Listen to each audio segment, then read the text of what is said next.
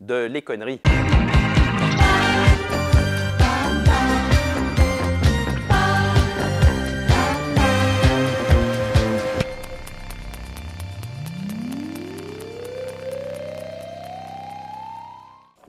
Slide Quest est un jeu de Nicolas Bourgoin, 1m90. Jean-François Rochas, Et 1m73. illustré par Stéphane Escapa. Je ne fais que des jeux de société, ça c'est cool.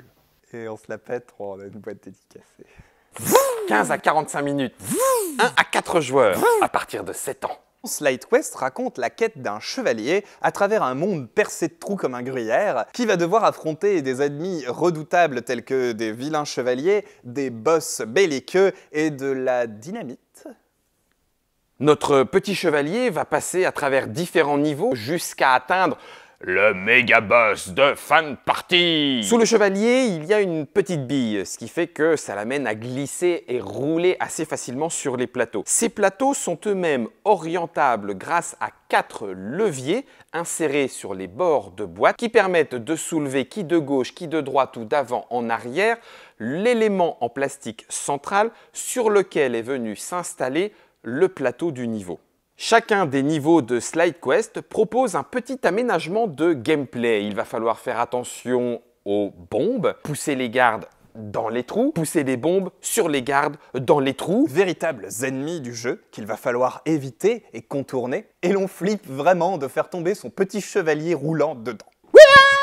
On retrouve ici un des classiques du jeu vidéo dit platformer qui consiste en des mécaniques répétitives, mais la manière dont sera traitée la plateforme, les différents environnements, les différents bonus, malus, ennemis, trésors, objets à détruire qui apparaîtront apporteront des petites modifications à cette mécanique de base. Slide Quest est un jeu coopératif. Il va falloir utiliser de 1 à 4 mains pour faire glisser le petit chevalier à travers monts et vaux.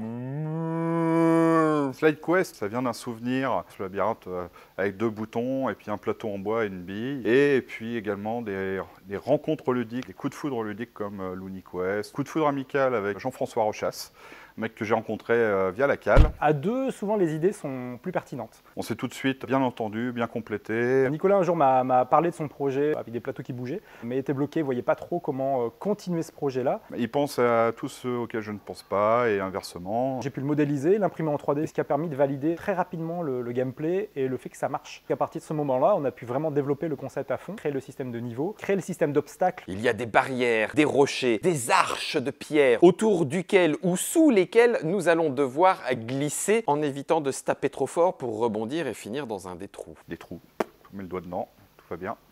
Hein, Jeff? Les trous noirs, les trous de mémoire, les trous normands. Regardez les grillages, c'est des trous qui sont cousus ensemble. Le trou Badour aussi. Des trous comme qui dirait creux à l'intérieur. Mécaniquement, le principe des trous prennent ici beaucoup plus d'importance par le simple fait qu'ils sont de véritables vides. Mimo est venu à Cannes me dire, écoute, on a un jeu de trous. Alors illustrer des trous, moi j'étais là, je dis ok.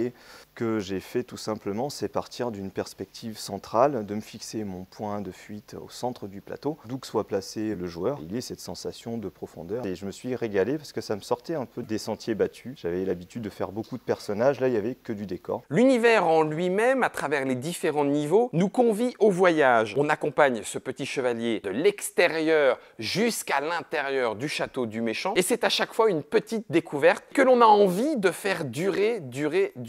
On a aussi plaisir à améliorer notre maîtrise. Vous allez pouvoir démarrer en mode facile, en mode normal ou en mode hardcore avec très peu de vie et en plus très peu de possibilités d'en regagner. Blue Orange avec Slide Quest propose également une application qui va vous permettre de jouer chacun des niveaux face à un timer. Bien entendu, si le jeu fonctionne, on le sent tout à fait porteur de nouvelles petites mécaniques, de nouveaux environnements pour pouvoir jouer sur ce principe de base. Slide Quest amène aussi bien par son gameplay que par son matériel cette orée entre le jeu vidéo et le jeu de plateau. Un jeu plaisant, un jeu frais, un jeu qui nous rappelle quelque chose et qui nous initie à quelque chose de nouveau, c'est un vrai plaisir à jouer et à découvrir.